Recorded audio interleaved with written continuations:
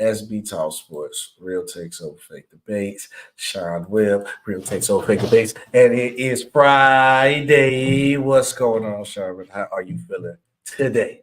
Doing good, man. How you doing, man? Happy Friday to you, man. Got NBA basketball back. Real NBA, hopefully. Basketball Hopefully. back. Yeah, Hopefully.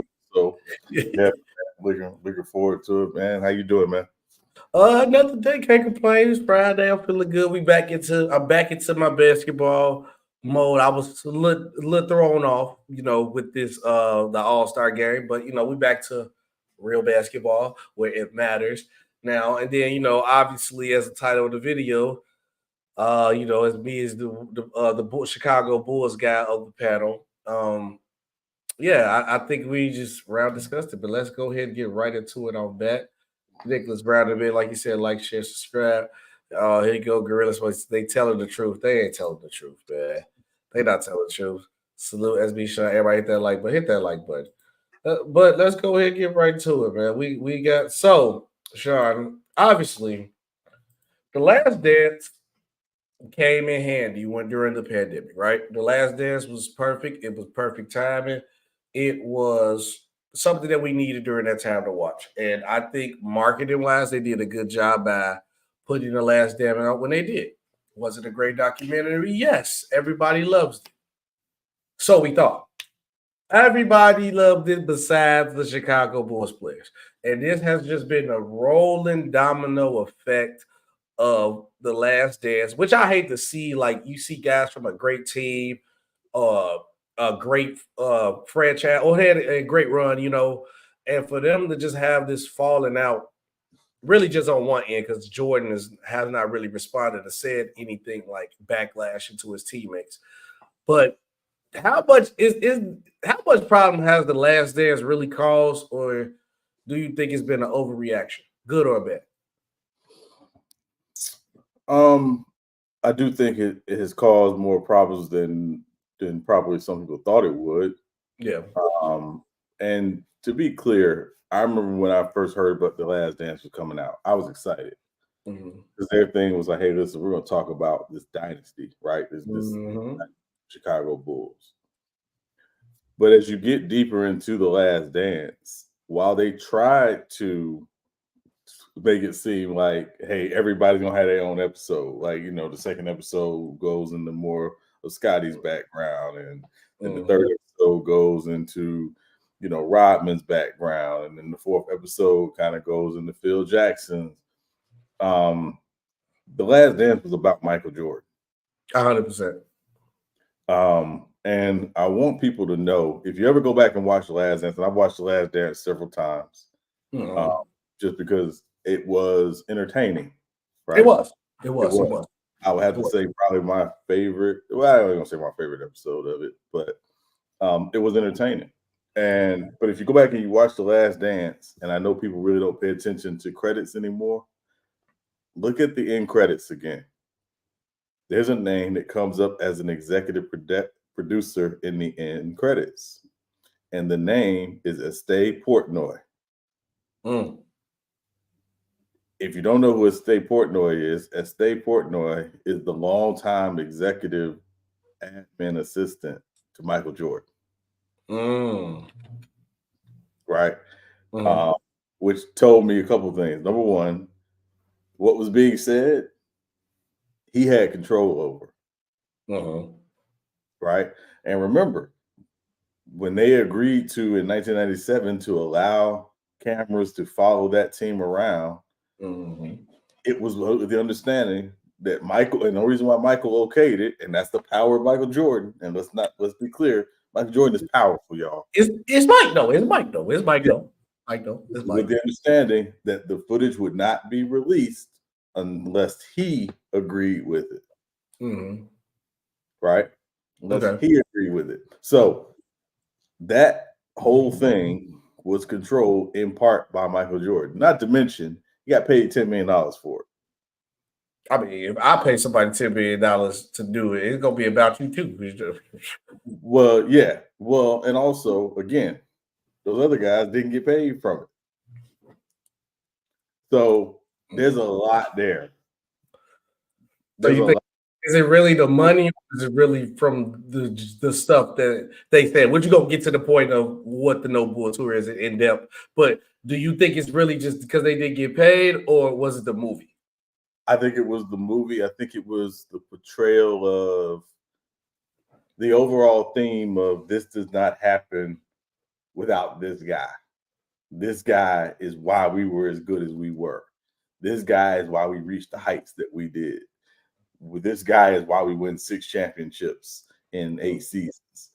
And I think, when you're a part of a team, and this is why I'm a very big believer of you've got to be careful about how much you heap the responsibility for success on one person in a team sport, right? We talk about this all the time. In a team sport, the team has a job. It doesn't mean that there's not a best player on the team. We understand that, right? Correct. But the team has a job to do. And ultimately, those teams, 6 out of 6 years in the 90s, did their job and did it well. Best they do. So, I think that's what it comes down to. And again, I remember when it came out, I thought the documentary was going to be more about that team. When I first seen it, Sean, I thought it was going to be more about. I thought it was going to be more about the last run, but I didn't know they was going to add the whole backstory to that point. I just thought it was going to be about the last dance, the last year. That's all I thought. Right. So with me seeing that's what my mindset coming into it. And then hold on, we'll say I'm starting. Hey, this is a bull thing in which I go on stage, and when they are talking about and say this is bull and just walk off the stage, maybe a mic drop. I mean, we know what they finna. We gonna get into that in a second. And then Sturdy say, last dance was Come Fly With Us, feature Michael Jordan attempts. When your love goes bang, bang, bang. But yeah. But that's my whole point is this, Sean. Like, my problem with them complaining about I agree, and I didn't know because I didn't pay attention to the end credits because you're so involved in the movie, you don't realize who's in the end credits. So, do I believe Michael Jordan did have a say? So, of course, if you wanted Michael Jordan in the movie, of course, they're just gonna have a say so. And don't get me wrong, Michael Jordan. It could have been worse things said about Michael Jordan in that documentary, but it was some bad things, a little bit but it was just more of like saying he was a tyrant, a bad leader, punching Steve Kerr, which was like obviously known. And then I don't really think they went into much, as I'm trying to recall my memory. I need to rewatch The Last Dance again, but I don't really think they went into like him late night chilling and coming back. I don't think they really got into that, but I know they got into him being a tyrant, bad leader, and punching Steve Kerr. So it was something in there. They got to put something. They can't make him sing like a perfect angel because Michael Jordan wasn't. And then when it comes to like the Scottie point, in which I'm like, he's so upset about them. He said they depicted him wrong. When they depicted Scottie, what did they really say that didn't happen? You did the thing because the main thing I remember about Scottie that was bad was the Tony Kukoc thing. He sat on the bench, didn't want to join in because of that. They talk about the migraine headaches and then him holding off for back surgery because he was mad and him signing a bad contract, which they acknowledged it was bad at the time. And they said the Bulls did him dirty. What else was really bad said about Scottie Pippen? And that wasn't factual. So I think here's the couple things, right? So if the documentary is about Michael Jordan, why are you showing, from Scottie's perspective, why are you showing what happened in 94 during the playoffs with Scottie not going back in the game and things like that? Yeah, now granted, we knew Scottie was wrong, right? Yes, it was. Scottie should have gone back in the game. Not defending what Scottie did. Scottie should have gone back in the game. And I think, to me, that one moment ultimately kind of ruined a great individual season from Scottie Pippen. Scottie was top 3 MVP voting that year. And the Bulls had a good season. Now, again, didn't win a championship, but had a very good season and never really fully ever replaced Michael Jordan, who was gone. So So I understand that point of it, right? Mm-hmm. So sometimes, again, it's the superhero movie, right? You show the damsel in distress, and the damsel in distress, and the hero is nowhere to be found, and then all of a sudden when the hero comes back, everything's all good, right? Mm-hmm. It's that thing, right? But they showed when they lost to Orlando too, though. They showed like Mikey just come back. Well, yes, yeah, they showed that because again, part of it is, and again, there were some things that was said in the movie. Even my Michael, I thought was crap. Like when he says, oh yeah, I had a baseball body, and that's why we lost to Orlando. Like, no, did you have a baseball body when y'all played the Knicks your third game back 55? Drop 55. Like, yeah. Like, it had nothing to do with a baseball body. It had to do with Orlando was the better team. They were the team that gave y'all the most problems, and y'all were as good as you and Scottie were defensively. The two guys that gave y'all problems were Penny Hardaway and Grant Hill. Penny was giving them work. Those two guys gave you problems. They never said that, right? And notice they also didn't even say in game 3 of that 95 series, when the one time Jordan does not wear Jordans, he's wearing Penny Hardaway shoes during the game. That's how much he had for the young man. He called us, said, "Hey, send me a pair of the kids' shoes."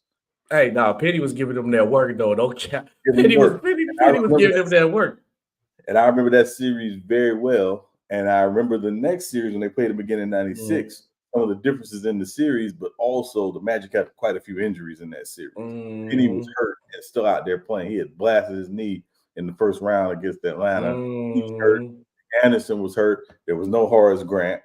It was a wounded Orlando Magic team, and the Bulls, 72-win Bulls, took advantage of it. So, so again, I think there were things that were said in The Last Dance that were meant to pump, Michael up. And, because again, let's also remember, as being, again, I'm not a conspiracy theorist, but let's also remember when Michael okayed them to start doing this documentary, to start working on this documentary. It was after the 3-1 comeback by Cleveland in 2016. Because now, all of a sudden, the narrative is starting to be questioned about who the GOAT is. Because I ain't gonna lie, like I still got Jordan as one, right? But you can't nobody deny the fact that once you seen the 3-1 comeback and he got Cleveland in the ring, he did. It was like, even if it became a conversation. It became a conversation for sure. Like, is he? He might be. He just beat the 73-win team. 3-1 comeback. That's tough. That was tough. So yeah, I have to acknowledge that yeah, he was like, nah, go ahead. They make it in the conversation. Go ahead. Yeah. Start editing now. Start editing. Yeah, and also, and again, I've had the pleasure of being in a documentary, and even voicing a documentary, voiceover in a documentary. One thing about documentaries that people really got to know is, yes, you are getting first-person perspective more often than not. But what you're not getting is the entire thing, because there are things that when they go in and do something called editing that are left on the cutting room floor. Right? I know. So when you see, again, something like, and again, this is where it goes back to how I knew Michael Jordan had control of the content. When Gary Payton is sitting there talking about guarding Michael Jordan and wanting to guard Michael Jordan in 96, right?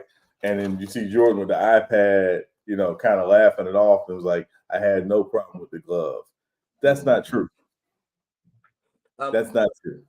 I'm gonna say he didn't have no problem in the glove, maybe that series, because it was the father thing. Maybe I'm gonna give benefit of the doubt. Personal problems probably way more, but for him to just say like he was just dominating Gary Payton, that was not the case. Gary Payton was making him work. The 96 finals, if you look back statistically, are Jordan's worst finals, and it flipped when they started letting Gary Payton guard him. Whether again, they obviously won the series, so obviously, yeah, you're gonna say I had no problem with the glove. But statistically, it was your worst finals. And if y'all go back and watch those games, because they were actually some pretty good games in that series. Yes. Watch the difference when Gary Payton is guarding Michael Jordan. And again, it's not to say Michael didn't score. Of course, he had to score. Yeah. He had to work. He had to work to get a lot. He had to work. He had to work. You know, GP that was peak. You know, GP. You know, that was the glove. Okay, that wasn't the thing that you saw against Chauncey Billups in 2004. That was the glove. That was a glove. I 100% respected and understand that. But let's get to the main point of it. Those two, the nobulltour is what it's called. It's Scottie Pippen, Luke Longley, and Horace Grant. And we here got like a little glimpse of it. And Horace Grant, and I quote, "That bull-esque documentary." I think this is going to be 100% Michael Jordan slander tour, which I don't think is warranted. I don't think he deserved to get slander, especially from those guys. Now, if you mad about the movie, cool. You know what I'm saying? If you mad about the movie, cool. I have no problem with that. Yeah. But if you go sit here and slander Jordan, all because of this movie now and because of what you had problems in the past, why y'all didn't say this before the movie came out? Scottie Pippen had nothing but praise for Michael Jordan before it did. The only thing that Scottie, like I'm saying publicly, probably behind the scenes could be a different story. Only thing I ever heard Scottie said before his documentary dropped that was like controversial with him and Mike a little bit was getting close to saying like LeBron. I think this might have been after, but saying LeBron was better than Mike or like it's a conversation. That was the only thing because I never heard him complain about any other thing in the past. Because I feel like everything I hear from Scottie complain about and his problems is what other people said. Michael Jordan never called you his sidekick.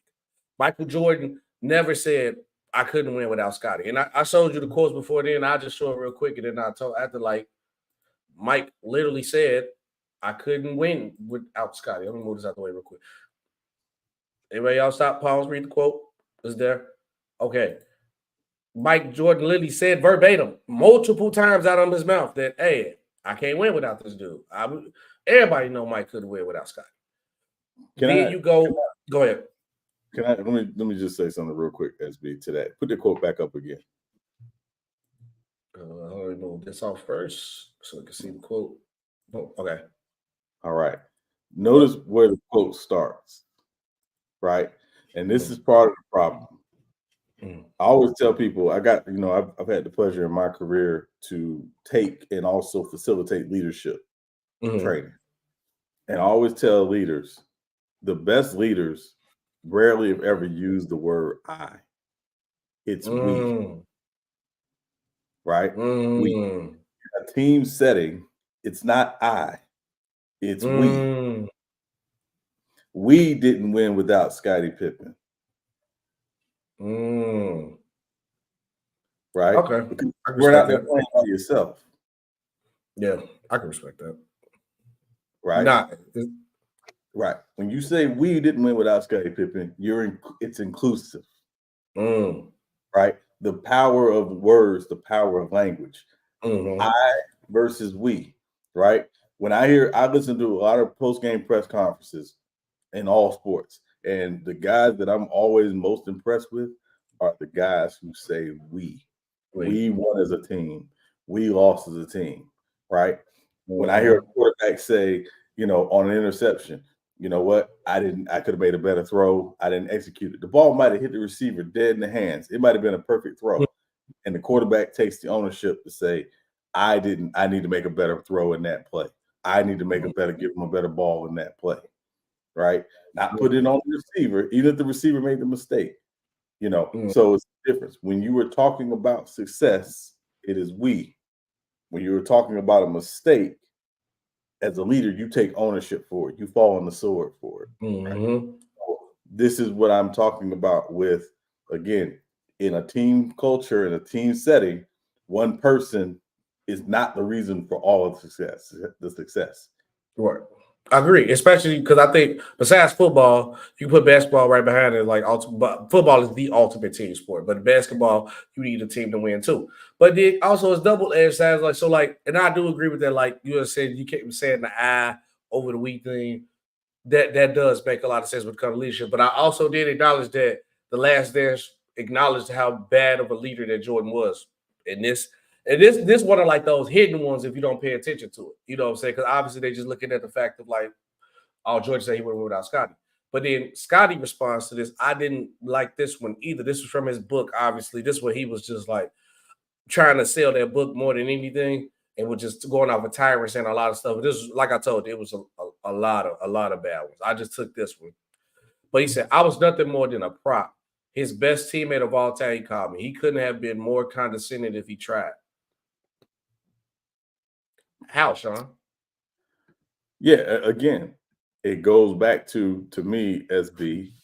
It's not what you say so much as how you say it, right? Mm-hmm.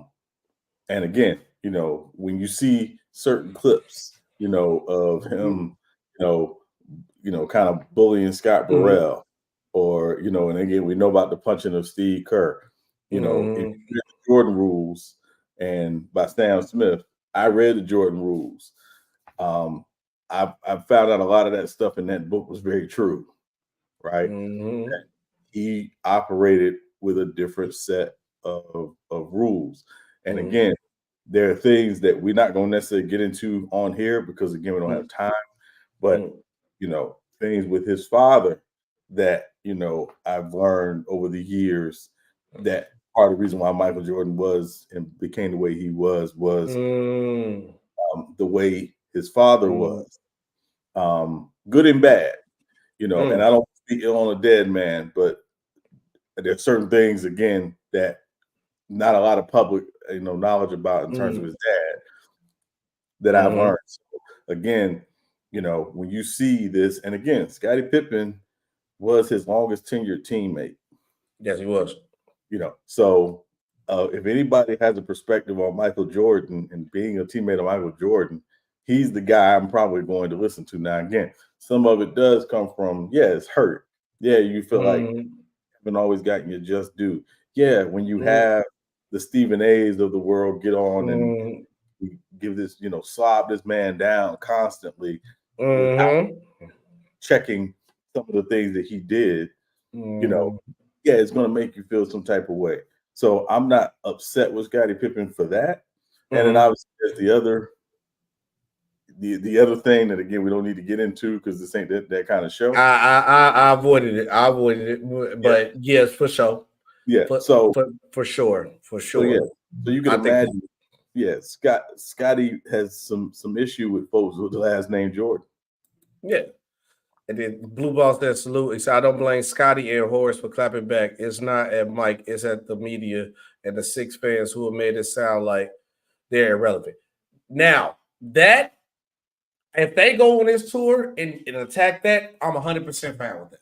I'm 100% fine. Now, like, we can both agree because Michael Jordan is Michael Jordan, and he probably have control a little bit to say so with the documentary was, but it's more of the media and the fan base. I told Michael Jordan fans, LeBron fans, Kobe fans, probably some of the worst fans ever. The worst fans ever. Worst fan bases ever. If anybody want to argue about what ruined basketball, the Stephen A. and them with that GOAT debate, that ruined basketball. But that's another conversation for another day. If y'all really want to go deep and decide why basketball started downfall. But Blue Ball and Sean, if this is the conversation that they have it on this tour, I'm fine with it. But if this is gonna be a slander Michael Jordan, and I'm like, bro, that wasn't the case. Y'all wasn't ever slandering Mike before this movie. Why would y'all do it now? Now, if this was like they felt this way and it's been documented and said from like the early 2000s, right after like Mike and everything left and everything, I'll be cool with it. But it's like, bro, y'all ain't said this to this movie drop. So keep the same energy for the right person. And then Wood said Pippen was asked by a reporter after one of the championships about what will they remember about the Bulls. He said they remember Jordan winning the championship. I mean, okay. This is my thing about this though, Sean. Even if Pippen says that though, they always, the casual fans or the fans, again, think about it, when a player is that popular, they gonna always get more, right? I'm going to break it down. For example, the Cavaliers 3-1 comeback. Nobody say the Cavaliers. They say LeBron James had the greatest comeback of all time. Let's go to Kobe's second run without Shaq. They said Kobe won 2 without Shaq and went to the finals 4 times. They don't say Pau Gasol and Kobe. It happens like that. Only team that I can say it probably be like the Spurs. The Spurs, baby, they just do the team because it's the Spurs. But when you are that type of a mega star, they gonna always lean, the majority and the casuals go always lean towards it. But we know in true and depth that the Chicago Bulls did that. But like Sean said, alluded to, the media, the Stephen A's, Skip Bayless, the GOAT debate conversation, they made it to an individual thing, and it's not an individual thing. It is a team sport. Basketball is a team sport. You can't win without fact. Can't nobody, not one player won a championship by themselves. Not one. Name one. Name one player that won a championship by himself. Go back from the Bill Russell era. Go to the Kareem, Magic, Bird, Jordan, Kobe, Shaq, LeBron, Duncan, nobody, Curry. Nobody won by themselves. And you always got to improve your team. We seen the Warriors go 73-9, and they added the second best player in the league.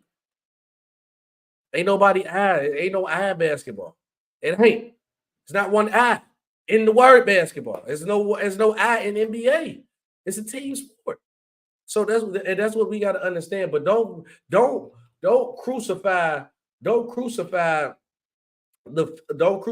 player for what the fans and the media doing. Crucify the fans and the media. And what I've always argued, SB, is 1994, Hakeem Olajuwon won a championship. Didn't have another all-star. Didn't have another Hall of Famer on that team, right? 2021, Giannis. Okay, we know Chris Middleton was an all-star. Do we think Chris Middleton is a surefire Hall of Famer? Argue maybe Drew Holiday. Maybe Drew. And again, I think it's going to be tight. Looking at his resume, it's going to be very tough for him to get in the Hall of Fame. But it's rare. Your point, it's rare to win without great talent around you, right? It's rare. And again, basketball is a team sport. When Dr. James Naismith invented the game of basketball, he invented it as a team sport, right? Right? We've gotten more obsessed with the one-on-one nature of the sport over the years, but it was meant as a team sport. It is 5 people, on a team working together to accomplish right? I'll just say this real quick, and this is what I mean about, I think there are certain principles people often forget. Greg Popovich was coaching a young Kawhi Leonard, and Kawhi, again, as a young guy, they call a play for Kawhi. Kawhi would take the shot when they would call the play. It may not be a bad shot, and it may not necessarily be a great shot, because it going in is not what determines whether or not it's a bad shot or a great shot. Greg Popovich tells Kawhi Leonard, when we call a play for you, it's not to get you a basket. It's to get the team a basket. Because all the attention's on you anyway. If obviously the shot there, take it, but make the play. Make the play. Play. Right. You make the play for the team. Right. Again, and again, the nature of the game has become more one-on-one, more. When I see guys doing individual drills and stuff, like, yeah, that's cool.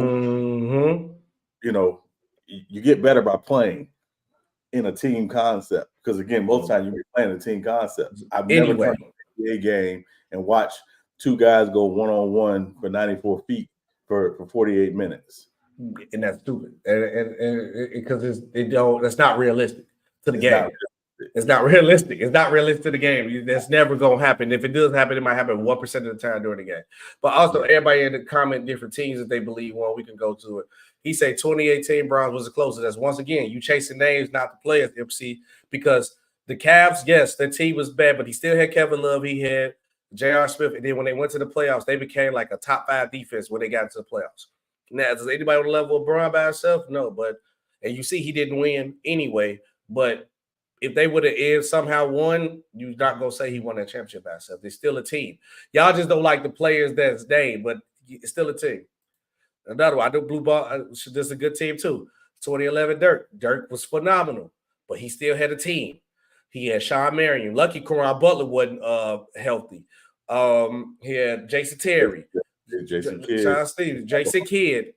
Hall Still had a team, a Hall of Famer. Still had a team. Jason Kidd was on the tail end of his career, but he still was a Hall of Fame type player, Hall of Fame IQ at the PG position, put the teams in the right position, keep the guys having that man straight focus.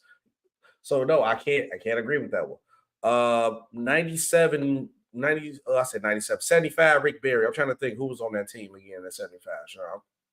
But you had I think Al Adams was on that team. Mm-hmm. It wasn't by himself though. No, I think Nate Thurman was on that. No, maybe Nate Thurman might have been gone at that point. I'd have to look it up. But I'm about to look that one up too. Because I remember, I can't remember, I ain't thinking off the top of the head. Hakeem in 94. Still look, Hakeem might have been the only star, but he still had a great team around. Maxwell, Kenny Smith. He had people around him and they did their job to a T. Sometimes a good team don't necessarily, because we got this mindset too that's messed up in our era. And it's partially, I'm not going to blame Bron, but he partial to the big three and the big three Heat. I'm going to blame them too. The big three Celtics, big three Heat. But we got into this mindset that you got to have 2 or 3, 4 stars on the team and always win.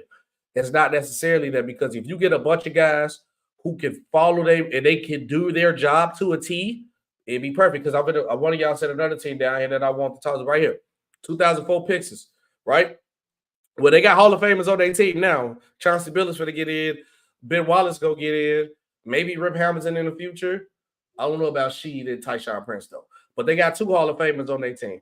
And now look at that. That team wasn't a team with a all-time great superstar.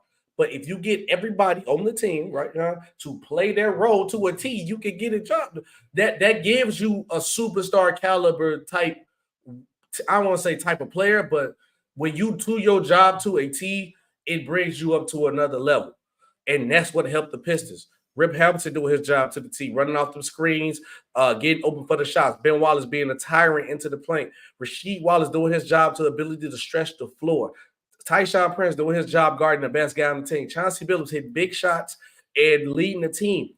That adds up to that what you need for winning. And sometimes we just get too caught up in names instead of people doing their job to a T. Because if you get, trust me, would you rather have a guy who's like a superstar but don't really do his job but don't play up to a T, or a team full of rosters around like maybe 1 star or a half star like the Bucks was, and everybody do their job around the T? I guarantee that team gonna win 9 times out of 10 more than a team with 2 or 3 superstars and 2 of the other superstars not really living up to expectation of doing their job on a role on the team.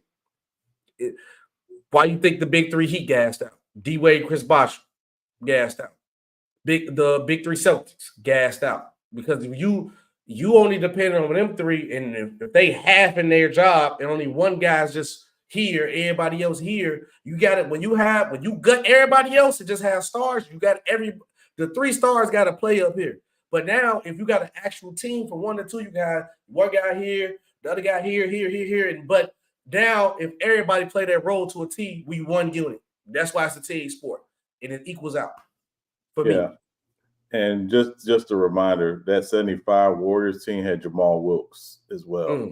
So they weren't bereft of talent. They had talent. Yes, Rick Barry was their best player, but they had talent. They had talent. That's it. Nobody said start like that's why I said the media corrupt our minds to think like if the team may have a top 75 player, a Hall of Fame player, or a guy who was like a superstar, y'all don't respect it, or y'all put it behind it. Because see, everybody said, like you said, point, blue ball, they corrupted our minds to think that like because the team had no Hall of Famers, the team was bad. That's not the case, bro. That's not the case. You can still be a great player and not a Hall of Famer. We know a lot of great players who probably not going to be in the Hall of Fame. We're not. But next part too, and I wanted to ask to this because we got to keep on going. Oh, wait, wrong one. Okay, there you go. What is the real reason that Scottie Pippen hates Mike? Now, obviously, like Sean just said earlier in the show, we ain't that type of show. We ain't going to do it over here. So, before anybody staying in the chat, we see the elephant in the room. We just gonna look past it. Now, with that being said, Sean, I think he's taking his anger out on Mike, but it's really with the media. Like I said, Mike already said I couldn't win without him. Mike never called him a sidekick. Mike never said Pippen didn't deserve any credit. And honestly, this generation gives Scottie Pippen more credit than the past generation. Honestly, I think this generation gives Scottie Pippen way more respect than they did in the 90s. So I'm trying to stem from that. I just think he hates the media, but he's taking that out on Mike. That's my thing. What is, because he hates Mike right now. It's obvious. Can't nobody deny that. He hates Mike right now. But Sean, if you had to put something on it, what is the real reason that you think Scottie not rocking with Mike right now? I mean, to put a capper on it, I think it goes back to what happened later in their Bulls tenure, right? Scottie was not happy with his contract. Michael, yes, which he had obvious reason to be unhappy with it, right? It wasn't Mike's fault though, but it wasn't Mike's fault. But there are times where I think guys feel like you got this much power, you can go to Reinsdorf directly and say, please take care of this guy. Fix the situation. We need this guy locked in, take care of it. And Mike wasn't going to do that. No. Right? He made it clear in The Last Dance that, Reinsdorf was never gonna do that. Right? Now, remember, Mike those last 3 years was making escalating salaries, right? 30, and then the 33 million, right? Because he had been, quote, underpaid, which it was. Which again, he was, but he wasn't hurting, right? No, he made more money off the court. I think him and Scottie was underpaid for what they did, 100%. Both. Oh, without question. When Scottie is the 125th highest paid player in the NBA in the late 90s, that's a problem. Yeah. That's a problem. Now, what a lot of people don't realize, and again, I don't want to go into it, we can talk about another thing, was part of what happened in 96, during the 96 offseason, was because of David Falk, Michael Jordan's agent, the year before. So when Shaq leaves Orlando and goes to the Lakers, it's because of that little small window where there was no restricted free agency. There's always been restricted free agency. So that's the power of, in my mind, Michael Jordan. Because Michael Jordan, through David Falk, got Shaq out of the East. That Orlando team was going to be a problem for that Bulls team for a very long time. Yes. Right. Now, again, does Shaq call, does Jordan call Shaq and say, man, you should go to the Lakers, man, go play for the Lakers? No, it's not that. But, the best chess players never give away what their next moves are. They never do. But please know, David Falk, Michael Jordan's agent, is the reason why Shaq ends up leaving Orlando and going to LA. And then they cover it up with the Alonzo Mourning getting $100 million, which was part of the problem. But that was all the fuel, that was the gasoline to the fire. That's all that did. He just threw the match on it. Yes. Now throw in an organization that doesn't understand that you got a guy who's 24 years old that's not even yet hit their prime. You take care of them. So the Magic screwed it up. Don't get it twisted. But David Falk is why Shaq ultimately ends up in LA, and why you see that huge cap spike that happens in 96, because all of these guys are getting paid. All these guys are getting money, right? There were other guys who moved too. Allen Houston moved from Detroit to New York. So there were a lot of moving parts. And again, it was because of David Falk. So but that we can move forward. But yeah, so I think a lot of it is that, if this is your boy, this is my friend, I want to make sure my friend is good, right? Right. I'm saying this to you honestly. I don't know what the future for Real Takes Over Fake Debates is going to be.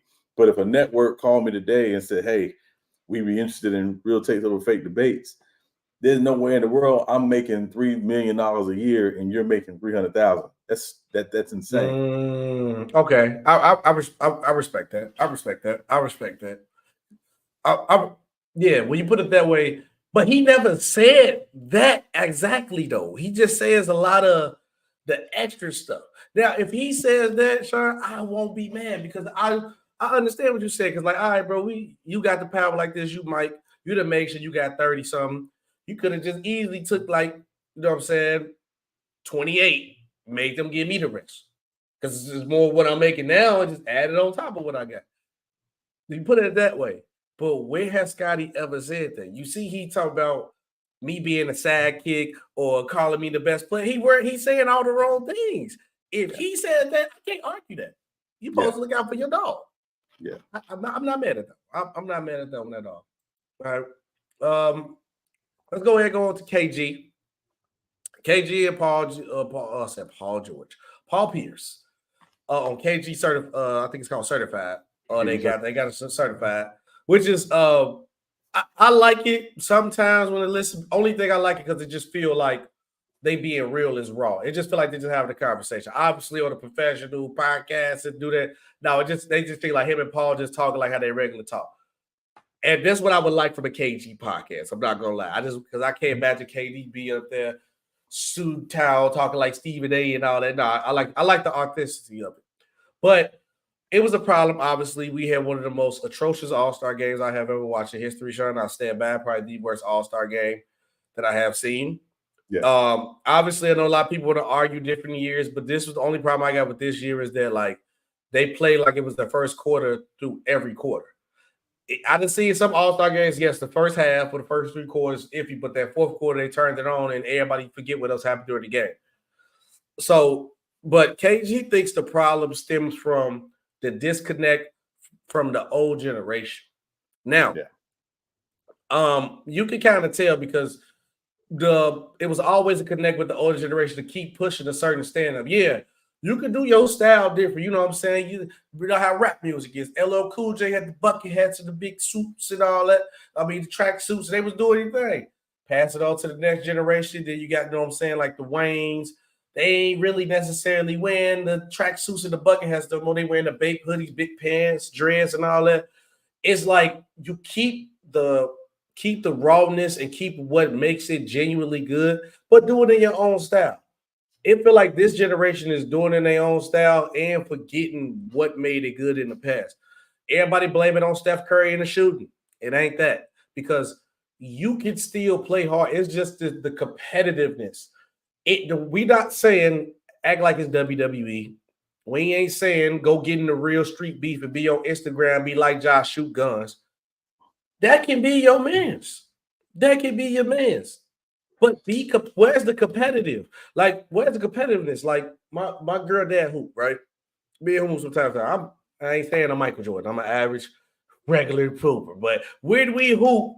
It's my girl dad we hoop. I don't care who you is. We go, and once we're on the court, I'm competitive with anything. Like, I want to win. It's showing. I got love for you. I ain't finna elbow you or we finna fight after. That's all we asking for. And I feel like they not bringing that because like I told you before the show, I feel like it's like talking to your child, right? Or talking to somebody younger too. You're talking to them, they hear you talking to them, but they not listening.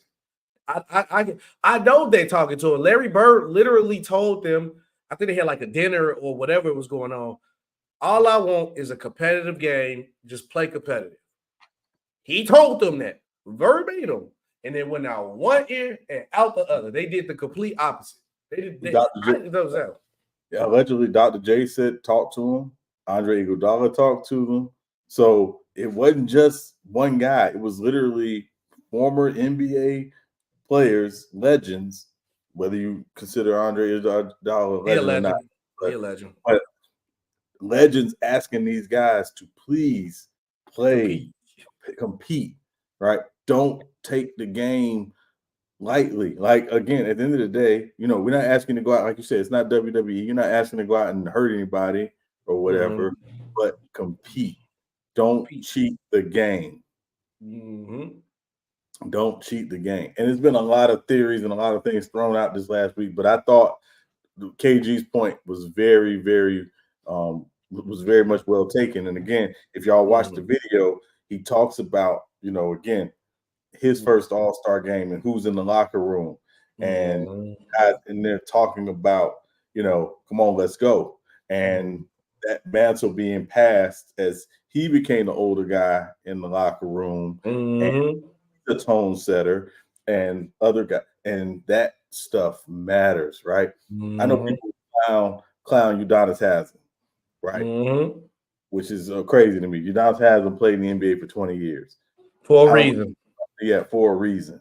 And on the same team, for a role player, on the same team. On the same team, right? What a lot of people didn't see was what he was doing behind the scenes. You're just seeing that he's not playing a lot in the games, right? But when that guy talks, young guys listen. Right? That's what used to happen, right? When Charles Barkley talks about Moses Malone, right? And how important Moses Malone and that Philadelphia 76ers team, which was veteran laden in 84, because they had just come off winning the championship the year before. He gets there, and you got Moses Malone basically telling him the reason why you're not playing because you're fat and you're lazy. Has anybody told Zion Williamson that in the New Orleans Pelicans locker room? Nope. You could tell. Who could tell him that in the New Orleans Pelicans locker room? Because your oldest veteran is 27. Nobody can tell him that. Right. And also, again, this is not about a generational thing, but there's a thing where when you are that guy from a very young age, it's very difficult for people to tell you when you're not right. It's very difficult for people to tell you can get better at this. Right.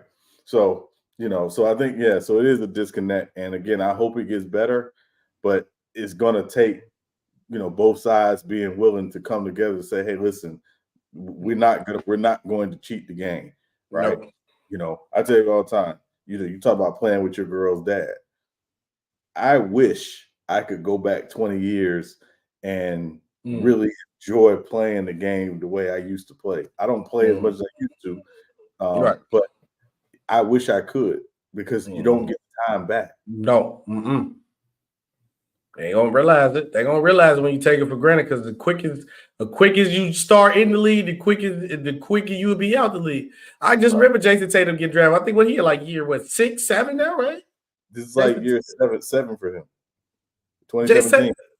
It feel like Jason Tatum just got in the league not too long ago. Yeah. Look how quick time go fast, bro. You gonna regret taking the game for granted. Because like you said, nobody's asking y'all to play like it's game 7. Nobody's asking y'all. And the only thing I think that let me say this to play devil's advocate, to be fair. The old generation got to stop. How can I say it? I'm not trying to curse. They got to stop stepping on the young people too. I won't say the other word, but what I mean by calling them soft, saying the league, because then that make them not want to listen to. Because if you always said they see one moment, the league soft, all they want to do is shoot threes, it's not the same basketball that I love, then the next breath when you come to the All-Star weekend begging them to play hard, it's going to be hard to do that because now the young people going to look at it like, bro, you was just talking crazy about us not too long ago. So I want to see the older generation embrace them a little bit more in accepting their style of play. And also I want to see the younger generation embrace the old school and also bring a little bit because people it has been a false narrative that they over exaggerated how people hated each other. It's some people who really did not like each other. That's true. But Jordan was cool with a lot of people he competed with. Golf with Charles Barkley. Played him in the finals. But he still played hard. That's all we ask. Just play hard. That's all we want. Yeah. And I'm going to say this real quick. I'm sorry. I don't want to. No, you good. We're getting over time. But, I'm a wax poetic here for a moment, so just give me a second. I live my life by this quote from this play Rumi, this quote by Rumi. And the quote is, out beyond our ideas of right and wrong is a field, and I will be there. So to your point about how these older players talk about younger players, there's a difference between critique and constructive criticism and just crapping on them because you feel your era was the best you ever played. It was the best ever, right?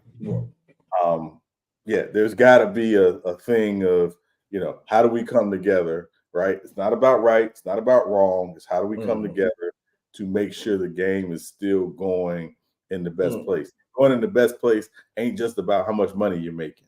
Because they don't realize now that if they keep this up and we as the fans start getting disgusted with the product, the viewership gonna go down.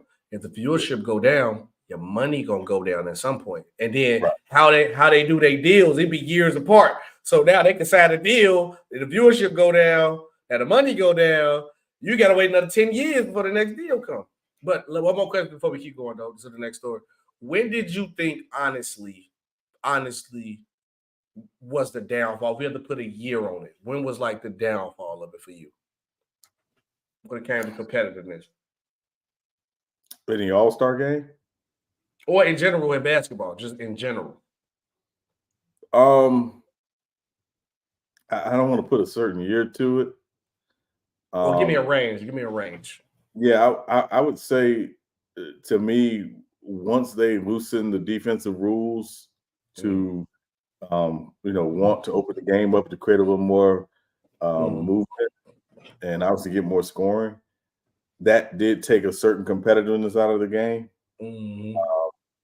So I think that factors in. But again, I think it also, factors in again. There's a generation of guys who, are not, who have been great since they were small, right? This generation now is in the NBA, and you don't have, you got the few stories, you got the Patrick Beverleys, and you got those type of stories where these guys, the Jose Alvarados, the guys like that, the guys who come in, and the only way they're in the league is because they compete like every single game is their last.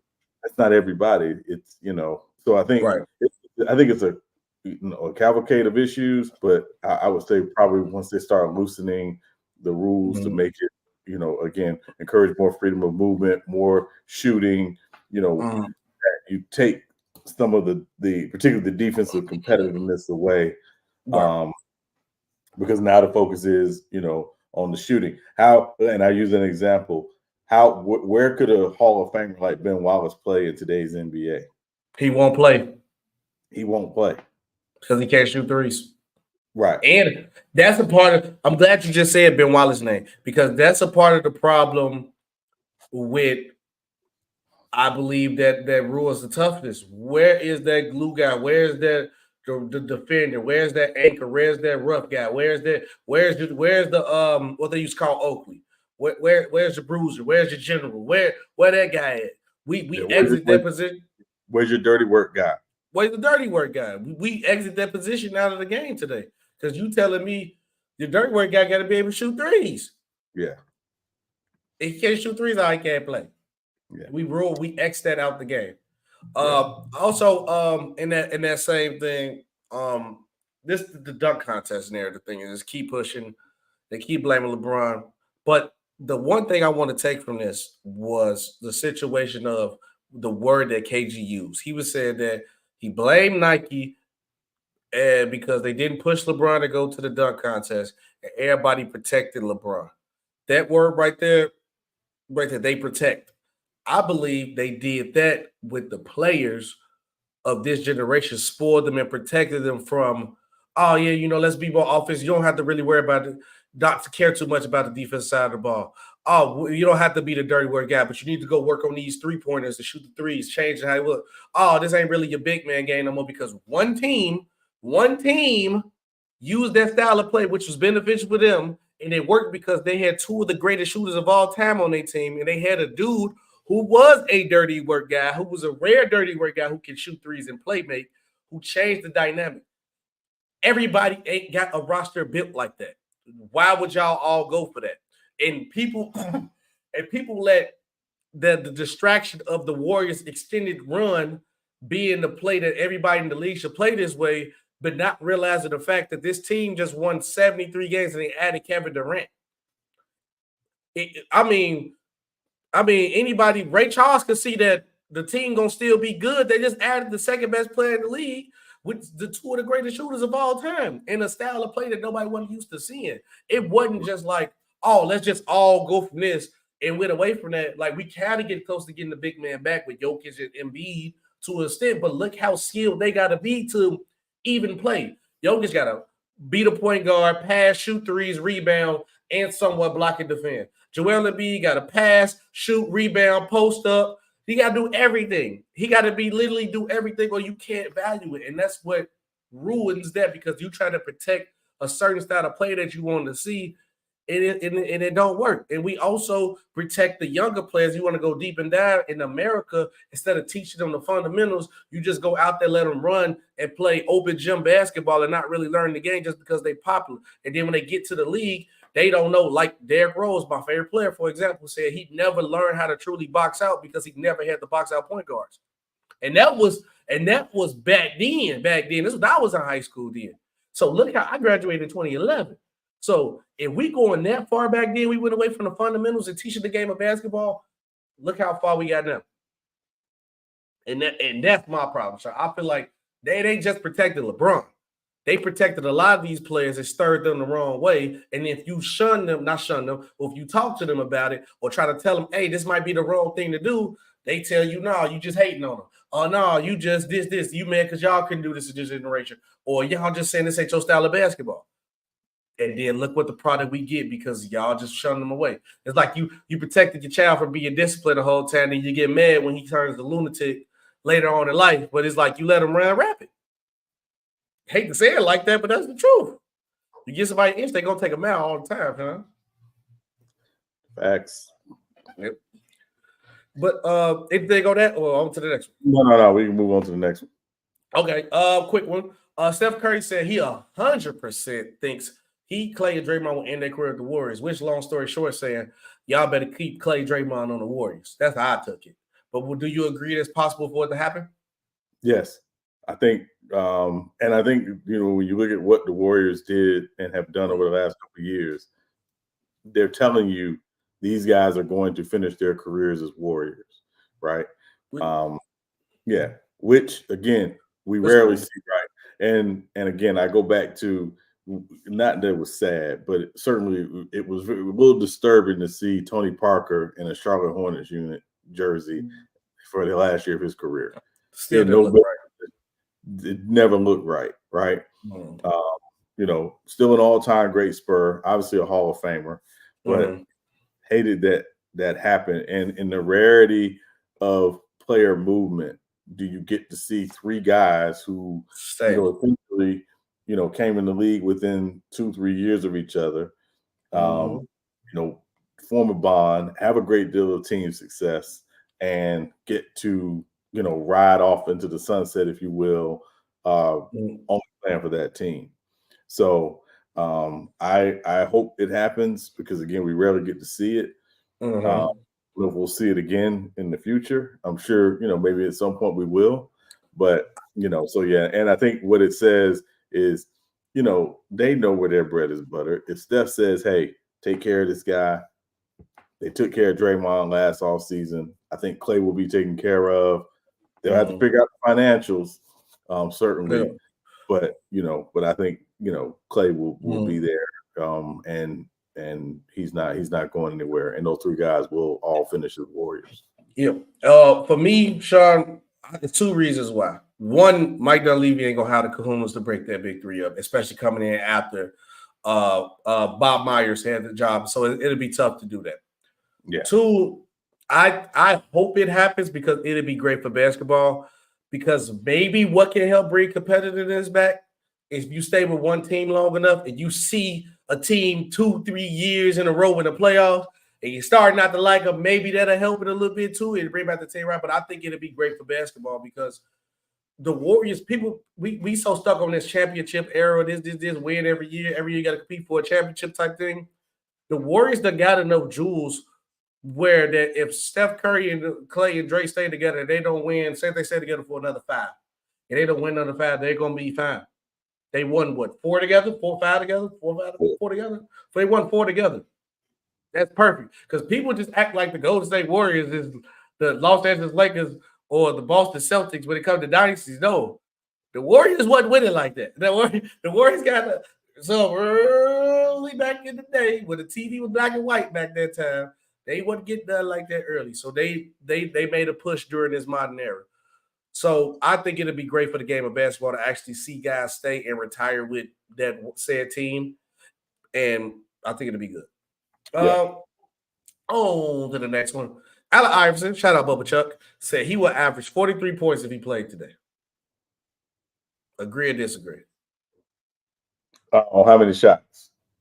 About 40. Okay. Yeah. Sure. Yeah, about 40. About 40. Allen Iverson will be a dog in this era, though. Shout out my first favorite player. Yeah, you can't touch him. You can't touch him. Yeah, he'd be a dog. Oh my God! And go to the paint. Ain't no real big man in the way. Oh yeah. But I don't know, man. They don't like the mid-range game. You know, they don't like the mid-range game. AI have to be able to shoot threes and all that. So, all right, Sean. I have this up too. Okay, it said every NBA team's biggest questions going down the stretch. So let's do this. Let's do this. So we ain't got to talk about every team. We'll ask you in the chat, which team would you like us to answer every team's biggest question down the stretch? Drop it in the chat. We will do our best to answer it for you. Yeah, but until then, I can knock the one that I want to just get my soliloquy off of craft real quick. The biggest question for the Bulls down is the rest of the season is why is DeMar DeRozan still on this team? I get why Zach LaVine money-wise, he didn't want to go to Detroit, but why you didn't make no moves during the trade deadline. So now we're just a sinking ship like the Titanic, and it is bad. But yeah, that's my only soliloquy right there for that one. Right. But yeah, somebody said the Bulls are that car that you needed to get rid of 2 years ago, but you keep, trying to put a new tire here and there on there. You try to it's the A to B car, Sean. It's an A to B car. Yeah. It's an A to B car. Okay, somebody said the Pacers and the New York Knicks. Okay. You want to start with Pacers? Let's go Knicks first. Let's go Knicks first. Knicks first. The biggest question with the Knicks for me is twofold. One, health, right? Because obviously part of their, their thing is quite a few of their guys are hurt. Obviously, OG, Julius Randle, Mitchell Robinson, some of their main, pieces are hurt. But the biggest question is, even if they're healthy, which Julius Randle shows up in the playoffs? We hit it right on the head. Because we've seen Julius Randle, play well in the regular season.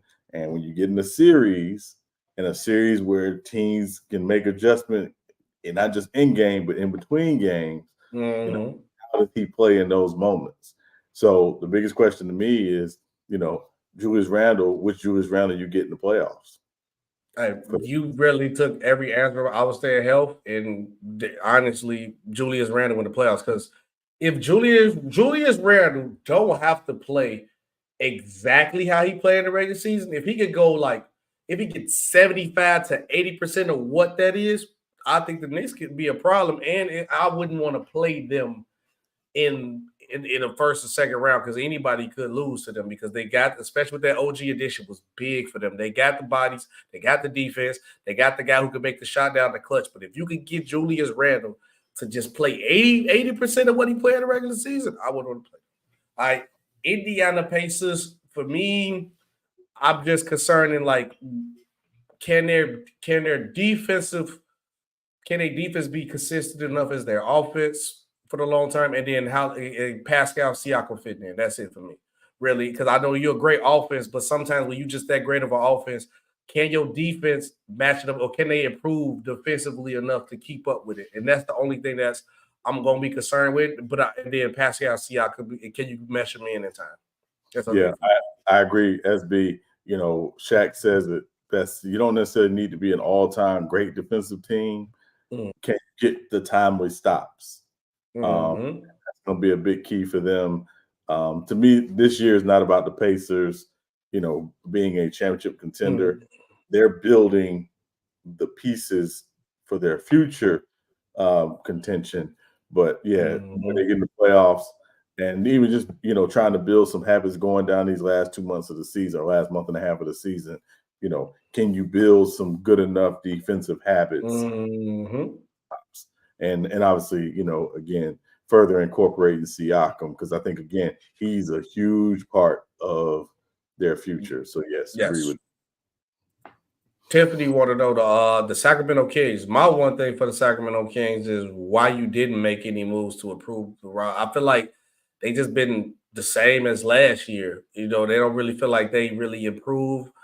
They don't really feel like they decline. I mean, but when in basketball, if you don't improve every year, you technically decline. You can't stay the same. So for me, for the Kings, can Sabonis handle those bigs that he's gonna have to go against, like the Karl Anthony Towns? Can Sabonis shoot a consistent jump shot during the paint? And then it was like that's the main thing for me with the Kings. It's just like I hate that they just stay consistent while they didn't do nothing else to improve for me.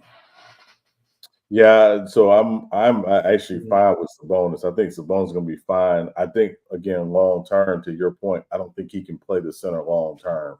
No, in the West, it's just too many teams with too much size. Obviously, Minnesota. When you look at OKC, Denver, I don't think he should be playing center long term. No. And again, I think if they had a big and a center who was more, of a rim protector, more of a guy who can, again, switch out, you can hide some of Sabonis's defensive liability, because offensively, he's a nightmare. Yes, he give you everything you need. Give you everything you need. And he's added more range shooting. Thank God, because he's not shooting a lot, but he's added that to his game, his repertoire. So in a lot of ways, I'm not comparing him to Joker, but he is statistically a miniaturized Joker. Yeah, these Joker. He's all these Joker. Yeah. But again, going into this offseason again, I wish they had made a move, but they just didn't about there to be made. But I think this offseason, if they are a first round and out team again, they got to shake it up. They cannot run it back again 3 years in a row with basically this same roster. So yeah. And then this one, they said, do they bring? I was looking at. I want to see their response too on here. They asked, could they bring enough defensively to win the defensively in the postseason? And obviously, the picture Sabonis getting the block, which is right on tail on the head. That paint defense, because I like Sabonis, but I don't like him playing a 4-2, and I hate that. Oh well, he got to be able to play the big because this era. No, you don't. You could. It's multiple ways you can skin a cat. Dog. I'm sorry. You can play different and win a championship. I hate when people want to be like the copycat league, because look, the Denver Nuggets do not play like the other people who won a championship. They don't. Everybody, you can find your own way to win a championship. You just got to build it through your own way. Defensively concerned, that's why you add the different pieces to help with the defensive concerns you might have with Sabonis at the 4. That's why you get a better rim protector. That's why you get that other wing guy who can do that. Like, they hide everybody defensively, or they find ways to make you great defensively. The Kings can do the same thing if they make the right moves. All right, MC Robinson want to know, with the Celtics and the Sixers, which way you want to do first? We'll go Celtics first. Let's go. All right, what you got? So a couple things with the Celtics to me. Number one, obviously, Porzingis' health in the playoffs. When he's on the floor, he's an absolute difference maker.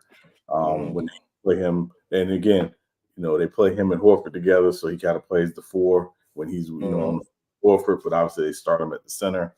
Porzingis is huge. Will he be healthy enough for the playoffs? Again, they have no excuse not to come out of the East. They have no excuse. And then the second thing is, and again, if they have one Achilles heel, they can be a little too, at times, 3-point dependent, 3-point shot crazy. You're not hitting threes. The adjustment enough. And again, this is not in the regular season. This is going more in the playoffs. Can they make those adjustments where they're not the 2017 Houston Rockets that just keep throwing them up, and they're not going in? So that would be the key. But they really, to me, they're the team with the least amount of concern definitely in the East. Yes. Once again, I'm gonna have to agree with you and get to 100% T. Obviously, Porzingis' health does matter, but show mozzarella sticks. Mozzarella sticks until you prove me until you prove me different. Have another game plan if the 3-point shots ain't working. You got too many versatile scorers who can score in various ways on and off ball. Why are you living and dying by the three? Can we get that's my true concern with them coming down the stretch, because we can come down the stretch of the regular season. It's championship or bust for this Boston Celtics. Can we not depend on the 3-point when other stuff not working? Find better ways to get adjusted. My most concern with them is the coaching. Sixers for me, real quick, is just Joel Embiid's health. I feel like there's nothing else you can really add to the 76ers that you should be concerned with. Everything else going to be future-wise, but down this stretch and run is just Joel Embiid health. Can Tyrese Maxey put this play like this in the playoffs? That's the only thing for me. Yeah, again, with Embiid, again, it comes down to the health of Embiid. Ultimately, I think this is, in my opinion, this upcoming offseason is going to be the most important offseason probably in the last 25 years for the Sixers. But it's going to come down to the health of Embiid. Because of Milwaukee's troubles, if Embiid is healthy, they can make a run to the Eastern Conference Finals. Again, assuming they don't play the Celtics in, the first 2 rounds. Yeah, they could. But that said, it's all about the health of Embiid, and then I guess if there's another, question for me, what will they get from Buddy Hield come playoff time? Embiid comes back, because to me he is the key to their run. It's great. We know what we're going to get from Maxey. We know we get from Embiid is Hield. Can he give them enough range shooting to make sure the floor is space for Maxey, who's not necessarily a great shooter, but can he keep some of the floor spacing for him and for Tobias Harris? I'm like that. He said, the last 2. Okay, I'll let you take the Heat. When that's all you. Go ahead, brother. What did he do down the stretch? I mean, again, for the Heat is again a couple things: health, obviously, and then scoring enough. Right? You go get Terry Rozier, part because your scoring is struggles, even though you got 3 guys who average 20 points a game or more. And then obviously, matchups. What matchups can you find some advantage in? The one thing I've learned over the last 4 years of the Jimmy Butler regime in Miami is you never count this team out in the playoffs. Oh, no. And while he's not what he was, I still think when he hurt his ankle against New York in the playoffs last year, not been the same, even coming into this season since that. So, I think it's going to come down to health, matchups, and can you score enough for the Heat? Yep. And then the Los Angeles Lakers. And then for this one, I'm looking at the report of the what they put for Miami. They definitely said enough offensive support going down for a deep run in the playoffs, which is trying to hit that on the head. Go ahead, I'll let you cook on the Lakers first. I got you. I will cook on the Lakers after. I want to see what they said for the Lakers too, which I know what the obvious answer is. But go ahead. I know what the answer is. I already know what it is. But go ahead. What you got for the Lakers, Sean? Well, again, 2 things. One, matchups, right? What matchups will the Lakers see in the playoffs? First, you got to get in the playoffs. So right now, the Lakers are a play-in team. You got to get. Do you make the top 8? Do you get into the playoffs? You got to think, obviously, with LeBron, with AD, they should make the playoffs. But again, shoulda, woulda, coulda. Yeah.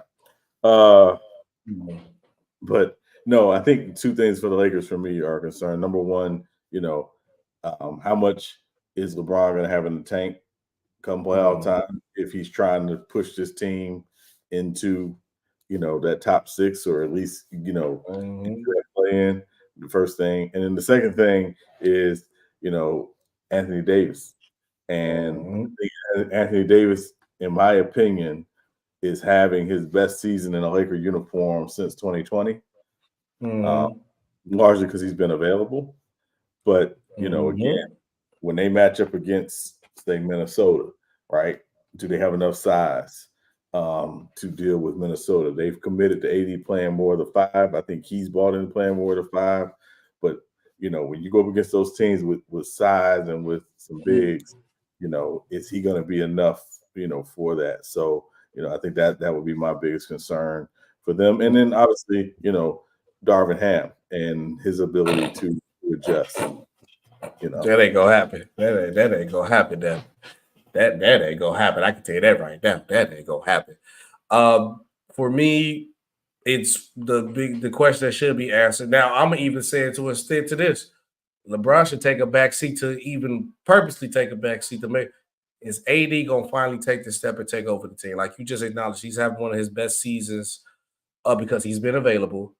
This is the year that if you want to put your stamp and say the Lakers is my team, I need to see a deep run. I don't expect the Lakers to get as far. If they get to the second round, that'll be a successful season. Making playoffs, it'll be cool. I want what the main thing I want Anthony Davis to do is to stamp himself and solidify. This is my Lakers team. I am the guy. They can have a good first round series where he leads the team in multiple categories and is by far showing that he's the best player on the court. I say that. But other things just like defensive consistency, obviously, like you said, the lack of the size problem, and then I kind of question their defensive consistency at that guard position too. Like D'Lo, Reeves, not really moving me defensively a lot, and then it's like you gotta kind of put AD on the island by itself when it comes in the pick and roll game because they not really gonna be as supportive as that. And I don't know if they could get somebody in the market in the buyout market to help on the defense on the wing, or maybe another big too would help. But that'll be my main two concerns with the Los Angeles Lakers. Okay, let's quick do these football rundown. We got three stories. My LA Chargers got a new OC. He said his plan for Herbert is to run the ball. I love this because we try to make Justin Herbert's job as easy as possible. Only problem is that you acknowledge, and you said this earlier, Sean, who's going to run the ball? We've been here talks about Saquon Barkley. I think they go figure it out. Our salary cap is bad, but we go figure it out. So, me just quick as try. I like that. I like they just try to make Justin Herbert's job as easy as possible because you got a guy who can make a lot of plays, who make anything happen. But no matter who they is at quarterback, you want to make their job as easy as possible. So, I like it. You good, bad idea? Yeah, no, I mean, I think it's a good idea. I mean, again, Greg Roman, we've seen the Greg Roman story before. Tiff crazy. So, that's crazy. Tiff. The reason why the Ravens moved on from Greg Roman. But hey, listen, when you got friends, you get jobs, I guess. And okay, explain to me why they give me a preview. You know what I'm saying? I'm a fresh Charger, man. What's the problem? Why they move on from Greg Roman? What's the problem? The offense becomes very predictable. And again, I think it comes down to his ability to innovate offensively. I personally thought they should have fought harder to keep Kellen Moore. I thought they should have fought harder to keep Kellen Moore. I thought that, again, part of Justin Herbert's, and again, maybe Greg Roman does something we don't expect, which is keep the same offense that Kellen Moore ran and a lot of the same terminology and just fundamentally try to run the football more, or you're going to come in and try to instill your system because we know your system, again, tends to be very predictable. I mean, but to be fair, they did just make it far with that system, and they didn't really have a lot. The Ravens don't got the weapons that we got, and we got a top 10 pick, and we might take that tight end, we might go OT, but depending on where people drop, we might take wide receiver. Well, I mean, but also let's look at it like this too, right? Look at what Lamar did last year under Todd Monken, which is a completely different system. It's more wide open and more spread concepts and more traditional passing concepts in that offense. And look at what he was doing under Greg Roman, which again was a little more. Was his numbers bad though? It's not so much about the numbers. I think it's about the scheme and the simplicity of the scheme, right? So so I think that's really what it comes down to. But let's see what he does, in that situation. Again, I think Jim Harbaugh obviously is going to have some influence on the offense as an offensive guy. But I think it really comes down to how flexible Greg Roman is, given the talent of Herbert, but also, like you said, some of the weapons and some of the pieces. And I misspoke. I meant to say this year. He wasn't there this year, but I think, like you said, Harbaugh too. I think Harbaugh will be more control. We gonna be in good hand, like Steve. I think we fine. The question is who gonna be at running back. Okay. Justin Field don't follow the Bears. I want to know if this is a big deal or not, because he said he was tired of seeing all the trade rumors and stuff about him being traded and blase, everything. He was tired of the drama about the Bears moving off. Is this a big deal or not? No, not really. At the end of the day, I'm following people is a big thing in this generation. I never got it when people were like, oh man, this person don't follow this person. I'm like, I don't know, it's a just generation thing. I never took it that serious when people did it, but I mean, I guess it's the equivalent of, tearing up somebody's phone number from back in the day, or, or deleting somebody's phone number out your cell phone. Like, at the end of the day, if you want to get it, if you want to follow them back, you can follow them again. If you want to get the number again, you can get the number. So I feel like it's not a big deal. He explained it. He was on Amon-Ra and Quinn St. Brown's podcast, and he talked about, just not wanting to see all of the Bear, stuff pop up in his feed while he's on vacation or whatever. Okay, that's fine. I mean, but again, I hope, and it's just me, I hope the Bears as an organization do right by him, whatever they're going to do. Just do right by him. Because he's been largely a good soldier for the last 3 years. Do right by him. And that's it. That's true, right? Because I feel I want them to do right by him. I do. But sometimes the problem that you always got to think as a business wise, you got to take the best deal possible. And I think the two teams that really want him is two good situations. I mean, one of them is, the other one I don't know. It's the Steelers and the Falcons. I think if you go to the Falcons, it'll be perfect fit, hand and glove fit. Because also people acknowledge that he unfollowed the Bears, but he do follow Cal Pitts, Drake London, and B. John Robinson. Yeah. So I think Justin Fields has been talking about that he wished the Bears' new stadium is a dome because he don't like the cold. Georgia's dome. Pittsburgh is still cold too. So I think if they go do right by him, I think the Bears gonna do what's best for them. It did. Do you want to trade Justin Fields to Atlanta and possibly play him and lose in the playoffs in the NFC? Because he's gonna be in the NFC. No, that's why I'm a firm believer. I think the Bears try to trade him outside of the conference. You trade him to Pittsburgh. And again, I think Pittsburgh offensively is a better fit because of who their OC is, Arthur Smith. Where, again, Zach Robinson, Atlanta's OC, came from the Rams, so I think it's just offensively it's a better fit. So do you think he gonna want to, obviously he want to stay still quarterback. You think he want to try to go for like one of them Stafford type guys? But I mean, weapon wise, I'm sorry. Weapon wise, yeah, no. Listen, Atlanta make way more sense.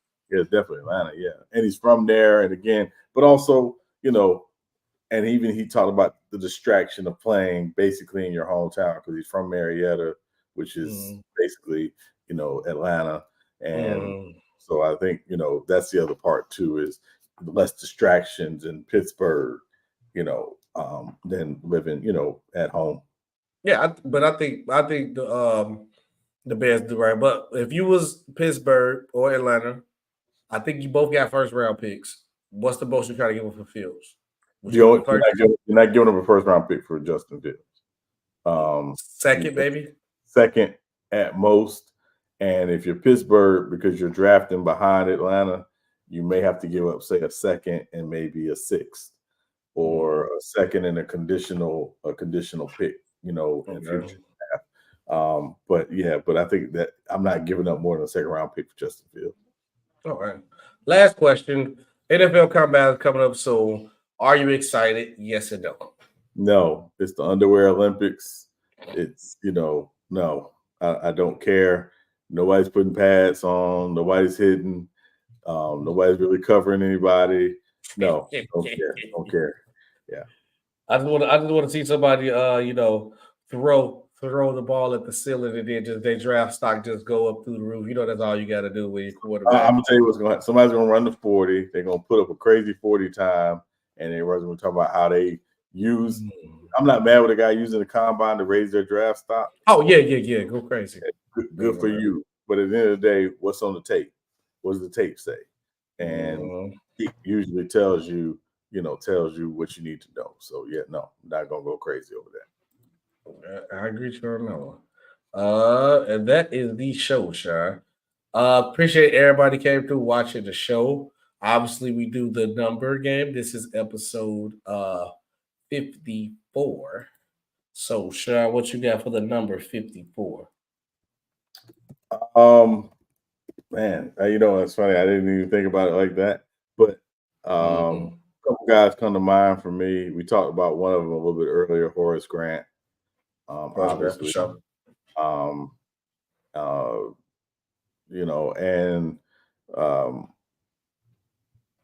Yeah, Horace Grant is probably the one. And then I'll throw out an underrated one, Zach Thomas, the linebacker. Zach Thomas? Yeah, linebacker for the Dolphins all those years. We're one of the best middle linebackers people don't talk about enough, Zach Thomas. Okay, I'm looking at a couple. Obviously, I'm going to take both the Chicago guys. I don't really like what one of them has been on since he retired, but Brian Urlacher, Horace Grant, of course. You know what? I got one more. I should have neglected to mention one of my favorite, Bobby Wagner. Bobby Wagner for sure. Yes, Bobby Wagner for sure. Bobby Wagner, a dog. But yeah. I have to shout out to Charger, Melvin Ingram too. That was my other Melvin Ingram. Picking guys off the team, Melvin Ingram. So yeah, I'm kind of let me look up at this list too. You had Chapman from the Yankees. Clayton Kershaw wore 54 before? I don't recall him wearing 54, but perhaps. But yeah. Probably. They got Teddy Bruschi from the Patriots. Obviously, Horace Grant. Shout out Bruschi, yeah. Randy White, old Cowboy. Cowboys, yeah, Hall of Famer, one of the best D tackles ever. Yeah. I don't know who this player is. Goose Gossage was the elite pitcher. Played for the Yankees for many years. Had one of the craziest. He played for the Yankees. Been one of the best relief pitchers ever. Goose Gossage, yeah, Hall of Famer. I should know that as a Yankees fan, but that was like Saturday. That's a little past my time. That's a little past. That's a little too far. That's a little too far for me. I ain't gonna lie. Especially with baseball. Basketball, I might, what I'm saying, I know my bag, but baseball, I ain't like after like 80s, 90s, that's it for me. But yeah, appreciate you guys watching the show. Another one. See you on Monday. Let's see also. I don't know when this Bulls tour is. We're going to wait to see how that go. And if any news come up, Sean, we go tackle it out, man. This is Real Takes Over Fake Debates. See you guys on Monday.